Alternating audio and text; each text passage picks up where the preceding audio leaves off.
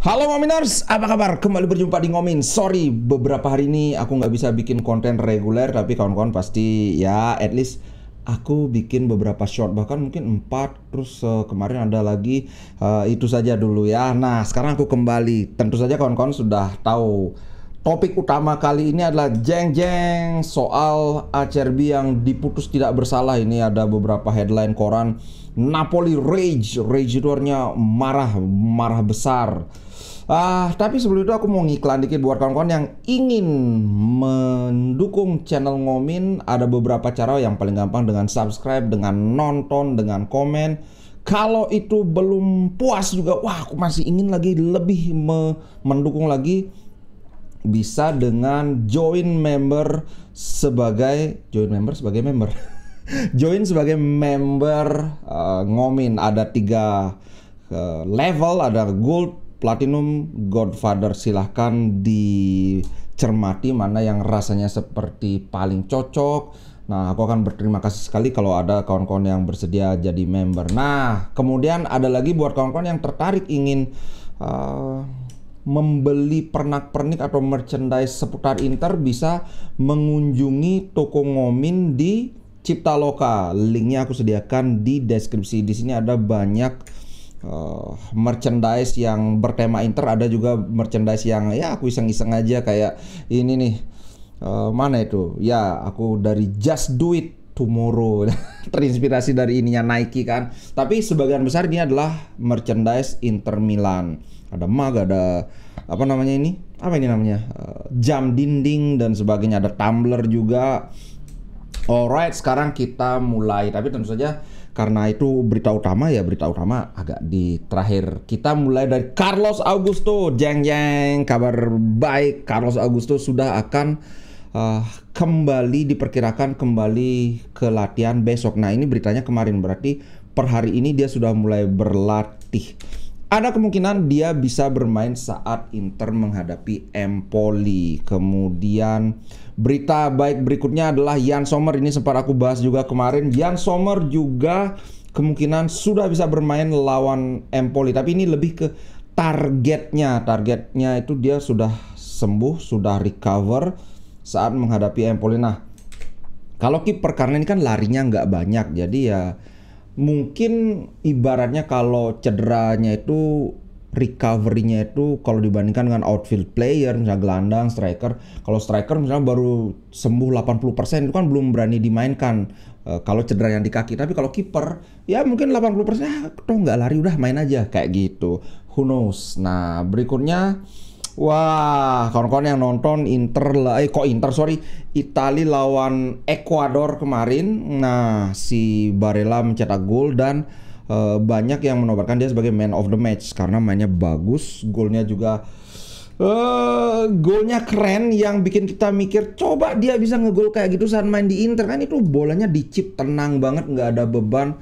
Tapi ya tetap di sini bisa kita lihat bahwa memang Barella ini ya salah satu gelandang terbaik di Eropa saat ini. Alright, nah ini mungkin berita yang menarik ya. Satu saja sebelum kita bahas soal Acerbi goro-goronya. Jeng-jeng. Nah, ini menarik soalnya. Apa yang dibutuhkan, hasil apa yang dibutuhkan oleh Inter jika ingin memastikan gelar juara itu didapat saat derby lawan AC Milan. Nah, kemarin kan banyak, gimana caranya beli biar pas lawan AC Milan kita derby, pas itu kita langsung dinobatkan Scudetto, biar ya kan Interisti banyak yang masih dendam gara-gara 2 musim lalu ketika Inter sudah hampir dapat Scudetto, toto kalah. Kemudian ejekan dari Milanisti kan lumayan kenceng juga kan. Nah, ini dia langsung saja, ini seperti biasa bagian atas ini kan kayak pembukaan basa-basi nggak jelas gitu. Oke, secara matematis dari 9 sisa pertandingan ini, kalau Inter bisa mendapatkan 14 poin, maka regardless, artinya apapun hasil pertandingan lain, itu Inter akan meraih Scudetto. Jadi ya ini dihitung dari sekarang sampai pertandingan terakhir, giornata terakhir. Nah, poin bahasan berikutnya adalah 3 pertandingan berikutnya dari Inter itu adalah sangat winnable. Winnable itu artinya bisa dimenangkan. Ya tentu saja kita nggak mau terlalu sombong ya, karena yang namanya sepak bola profesional tidak ada yang straightforward. Kalau diprediksi menang ya pasti menang, karena sudah terbukti Inter kalah lawan Sassuolo, padahal Sassuolo itu sedang merayap di zona degradasi kan. Nah, tapi tetap kalau hitung-hitungan di atas kertas ya mestinya bisa. Yang akan dihadapi Inter itu adalah Empoli, Udinese away, kemudian Cagliari lagi-lagi main di kandang. Nah, mereka itu tim-tim yang sangat besar kemungkinan terdegradasi. Ini artinya ya motivasi mereka tidak bagus. Kemudian secara kualitas ya jelas namanya tim yang calon degradasi pasti kualitasnya nggak bagus. Sementara itu Milan, 3 pertandingan berikutnya dari Milan itu adalah mereka melawan Fiorentina. Fiorentina ini kuat. Kalau nggak salah Fiorentina sekarang peringkat 6 apa peringkat 5. Kemudian Lecce jelas tidak sekuat Fiorentina. Kemudian Sassuolo, seperti yang aku bilang, Sassuolo ini adalah spesialis giant killer. Inter adalah salah satu giant yang yang dibikin keok oleh Sassuolo kan. Satu-satunya tim di Serie A yang bisa mengalahkan Inter di musim ini adalah Sassuolo. Nah, sekarang anggaplah skenario jika Inter menang 3 kali berturut-turut, kemudian Milan juga menang 3 kali berturut-turut. Maka jika Inter mengalahkan AC Milan, sekarang kan selisih poinnya 14, maka itu akan menjadi 17 atau 17 poin. Yang artinya di sisa 5 pertandingan nanti poin maksimalnya itu kan 15, karena kalau Milan menang terus 3 kali 5 kan 15. Secara matematis sudah Milan tidak bisa lagi mengejar Inter.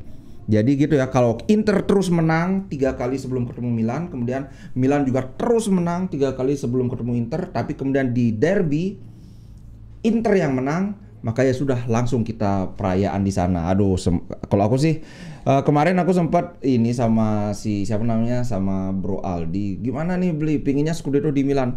Kalau aku sih nggak terlalu peduli sama itu. Yang penting Scudetto udah. Buat apa kita kayak menaburkan garam di atas luka gitu. Mereka kan sudah cukup luka kalau ngelihat Inter Scudetto, karena kan ya anak-anak Milan tuh agak-agak sensi kan. Apa perlu lagi kita tambahkan, wah kita pesta di depan hidung mereka? Ya sudahlah, yang penting Scudetto itu aja. Oke. Itu soal ini, soal Scudetto. Sekarang kita baru bahas, ini sebenarnya bukan berita yang mengejutkan buatku, bukannya aku sombong, karena memang aku sudah jelaskan bahwa ada sebuah pernyataan begini, pelanggaran yang bersifat rasis di sepak bola Italia, bukan di sepak bola Italia saja, di mana-mana itu adalah sebuah pelanggaran yang harus dihukum dengan maksimal. Artinya kan ada hukumannya dari 5 sampai 10 tahun. Berarti harus 10 tahun. Kayak pokoknya berapa maksimal yang bisa dihukum itu yang harus diinikan. Nah, tentunya karena hukumannya itu hampir selalu diminta supaya maksimal, maka sebagai timbal baliknya juga harus ada bukti yang benar-benar kuat yang tidak bisa dibantah lagi bahwa memang pelanggaran itu terjadi. Nah, dari sini aku sudah bilang kayaknya sih nggak akan bersalah. Kenapa? Di sini aku bukan bilang bahwa ini, apa yang aku sampaikan ini adalah intisari dari berapa artikel ini aku baca, 1, 2, kemudian 3, ini 4, 5. Nah, jadi biar nggak aku bacain aja kan, langsung aku ini kan. Karena pertama dia harus tentunya menilai dari apa yang aku bilang barusan, dia harus bisa dibuktikan secara meyakinkan, secara artinya tidak bisa dibantah lagi. Misalnya nih, kan audionya nggak ada. Kalau sudah audionya ada, wah kamu NEGRO gitu kan, sudah jelas, itu sudah nggak bisa dibantah. Udah. Atau misalnya kalau audionya tidak ada, tapi kemudian ada dari dibaca gerak bibir itu, dan itu dari multiple ini ya, ahli atau expert yang dia memang bilang kalimat itu. Kan dia bilang katanya, wah kamu pergi sana kamu NEGRO kan gitu kan. Jadi kalau banyak orang yang bisa membaca, oh memang dia ngomong gitu, ya sudah ini tidak bisa dibantah lagi. Tapi masalahnya ini kan tidak ada. Karena kalau benar-benar ada, itu pasti desas-desusnya itu sudah berkembang di sana sini bahwa wah, karena ya seperti yang aku bilang, ahli baca gerak bibir itu kan bukan hanya mereka yang diperkerjakan oleh jaksa aja, tapi di luaran sana itu kan banyak ahli baca gerak bibir.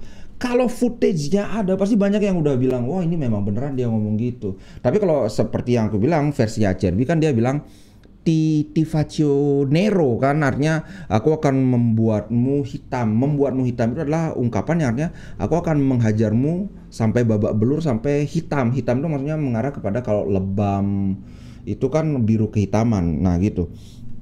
Nah kemudian ini diperkuat lagi oleh yang paling dekat dengan di sana itu wasit tidak mendengar. Kemudian Di Marco juga ada di sana, dia juga tidak mendengar.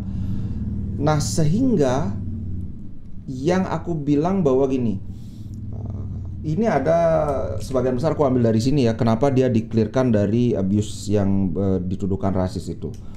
Dalam dunia hukum, dalam dunia peradilan itu, orang diputuskan tidak bersalah itu ada dua jenis. Satu, memang dia tidak bersalah. Dua, dia tidak bisa dibuktikan bahwa dia bersalah.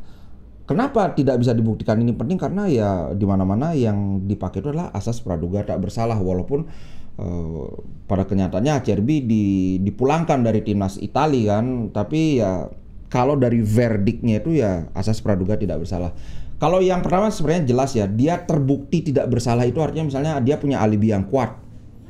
Misalnya, wah si ini memukul, misalnya aku nih Ngomin memukul Mbah Wer di Surabaya kemarin jam 8. Nah, kemudian aku bisa membuktikan bahwa kemarin jam 8 aku lagi ada di Kanada. Nah, itu kan terbukti tidak bersalah namanya.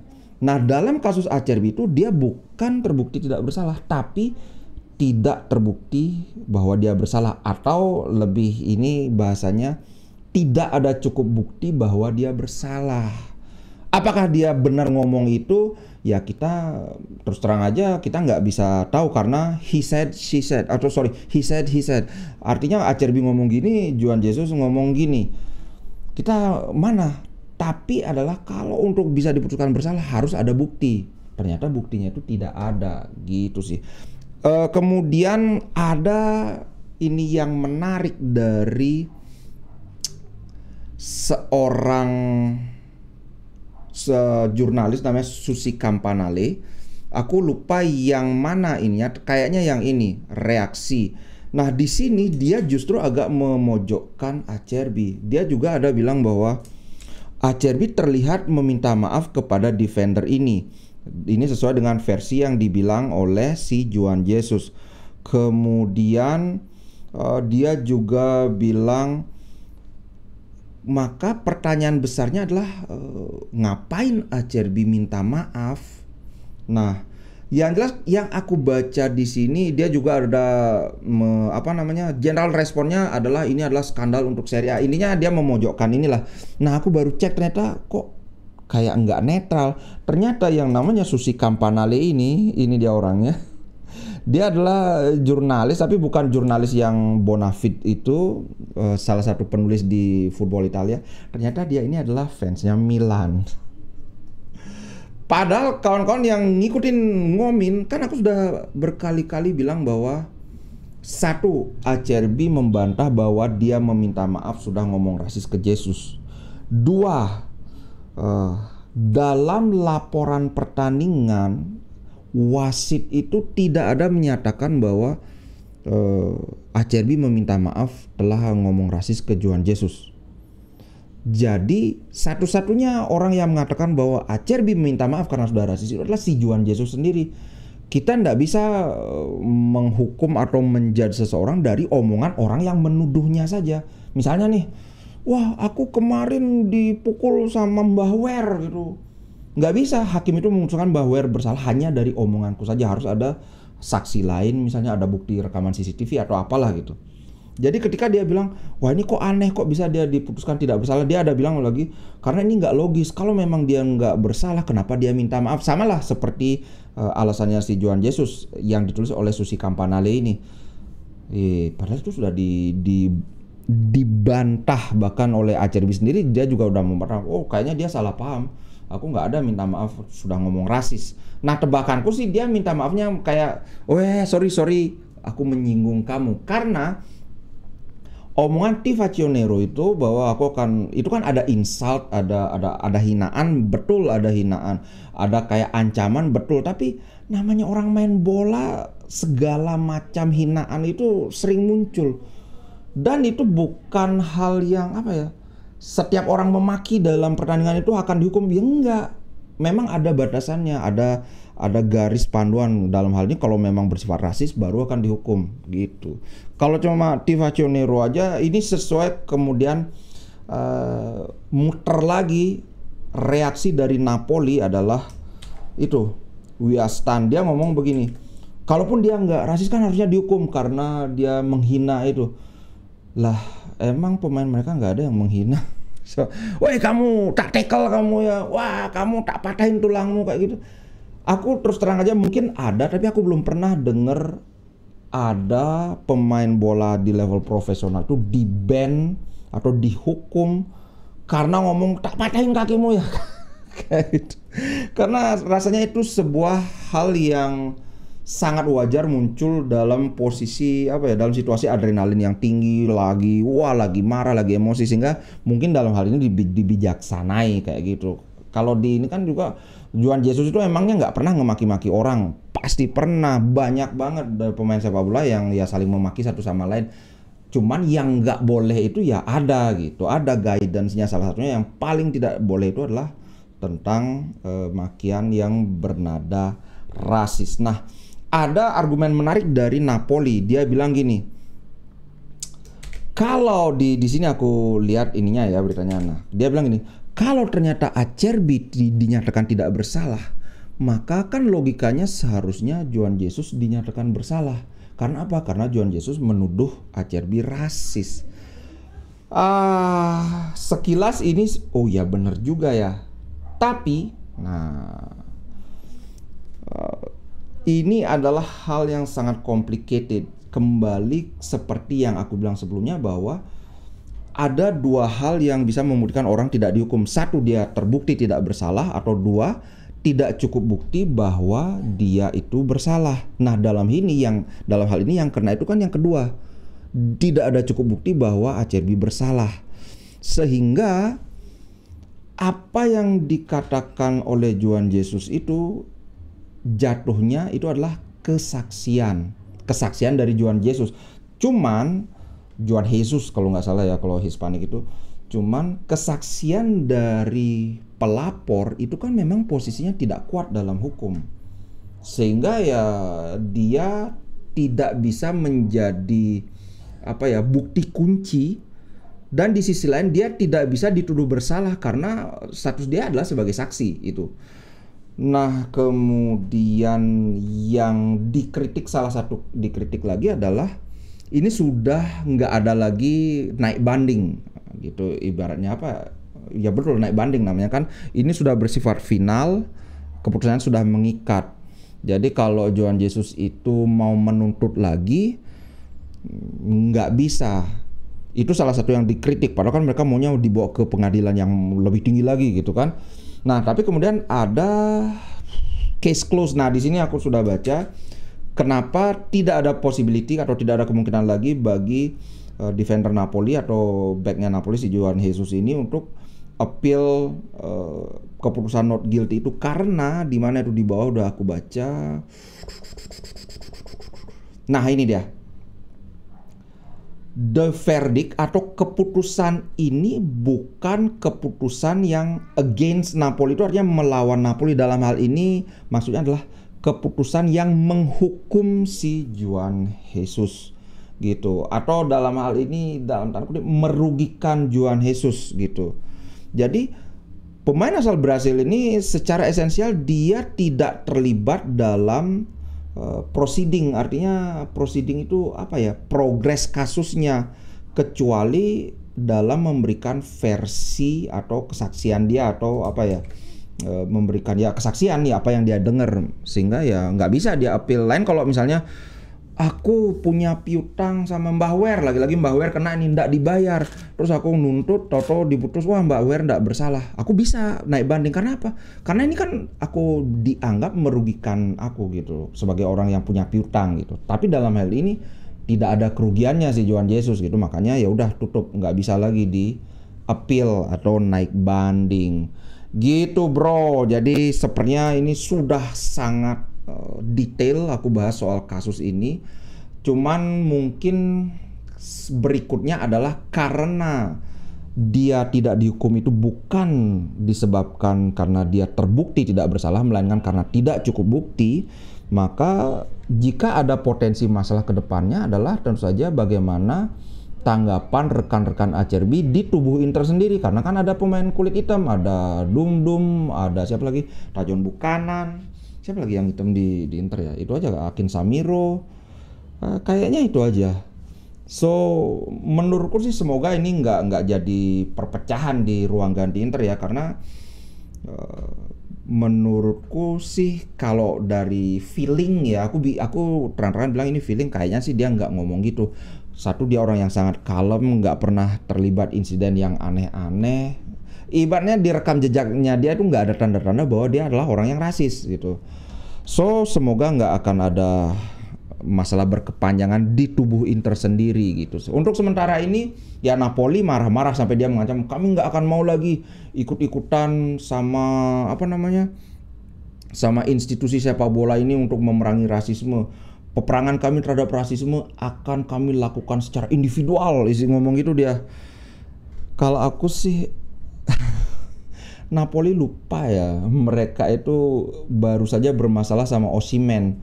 Ingat nggak TikToknya yang dibikin oleh akun ofisialnya sendiri yang menghina Osimhen, yang ditenggarai ini justru ada nada-nada rasisnya sendiri, yaitu yang Osimhen diinikan kayak buah kelapa yang ada ininya itu, ada jambulnya itu, kemudian ada kayak kayak gitu.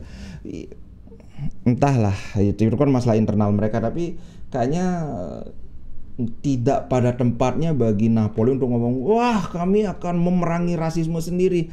Coba perangi dulu rasisme di tubuh klub mereka sendiri. Itu sih kalau menurutku. Oke, anyway, seperti biasa aku sih menganggap ini bukan masalah ya, antara fans Inter dengan fans Napoli itu kan tidak ada sejarah musuhan, beda dengan fans Inter dengan fans Milan, dengan fans Juve misalnya. Mestinya sih ini tidak menjadi polemik yang berkepanjangan semestinya. Gitu sih bro menurutku. Oke, itu dulu untuk konten kali ini. Sampai jumpa di konten berikutnya. Ciao guys.